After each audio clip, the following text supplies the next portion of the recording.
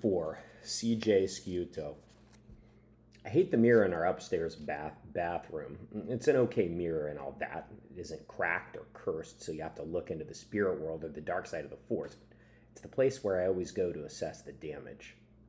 And wouldn't you know it, the scrape on the right side of my face hasn't completely gone away yet, and there's already a big swollen bruise on my forehead. Orange and black, very colorful. It hurts like crazy, but that's not my biggest problem. The hard part is going to be designing the perfect stunt to cover up how it happened. Now, the guys are used to me banging myself up with my death defiers, but this bruise is a tricky one. It's pretty high up on my forehead, so I can't say I fell on my face or I rollerbladed into a door, since that wouldn't be the right spot. It's almost like I was walking under a balcony and got hit with a falling flower pot, but nobody's going to believe that. Bike jump? Maybe. I could have gone over the handlebars and landed on my head. That's more like it. Not exactly easy, but I can make it work.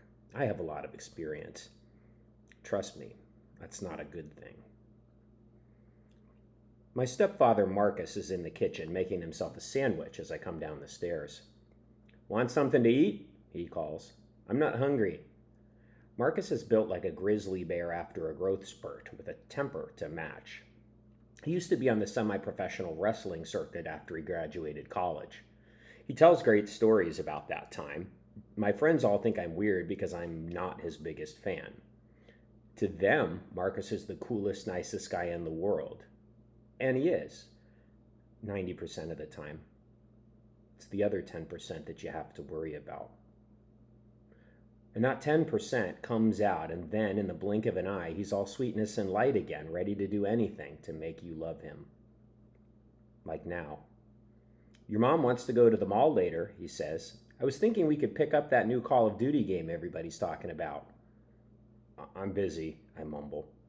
Oh well, I'll get it for you. They say it's the best one of the series. Thanks. I nearly choke on that word. In the garage, I grab my bike, a small board and a concrete cinder block.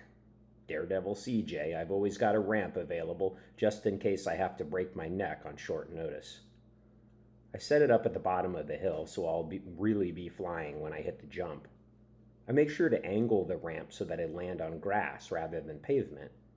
I may be a daredevil, but there's a limit to the daring part. The bike is a pretty expensive one, another gift from Marcus. I didn't want it, but he bought it for me anyway. I never want anything from him. I power down the hill and hit the ramp at full speed. Crashing is easy. I just have to forget to pull the front of the bike up when I'm in midair. My front tire comes down first, catapulting me across the lawn, and at the last second my instinct for survival kicks in, and I tuck into a somersault and land perfectly. Too perfectly. No injury.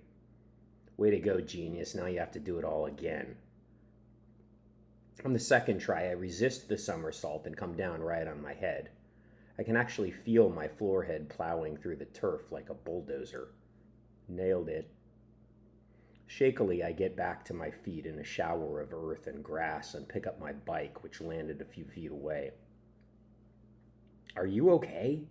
Bike tires leave treads on the pavement as Jason skids up, jamming his brakes. Dude, what'd you do that for? I shrug. Who knows why I do what I do? It's my latest death defier. Yeah, but you're gonna get yourself killed. Yeah, that's the death part, I explain. And when I survive, it means I defied it.